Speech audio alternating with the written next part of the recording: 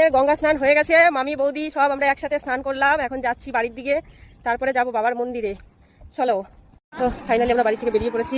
এই যে মামি জল নিয়েছে, আমি সব কিছু নিয়েছি ঠাকুরের জন্য। এখন যাবো মন্দিরে।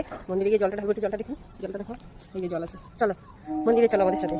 মন্দিরে এসে গেছি, তো চলো তোমাদেরকে ঠাকুর দর্শন করাই, ঠিক আছে? তারপরে পুজো করছি। এই হচ্ছে আমাদের সবার বাবা, হর হর মহাদেব। সবাই হর হর মহাদেব লিখো। এই দেখো কত সুন্দর মূর্তি, শিব পার্বতী, শিব গৌরী, শম্ভু। এখানে হচ্ছে সাক্ষাৎ মা, এখানে দেখতে পাচ্ছ, জয় শ্যামা মায়ের জয়।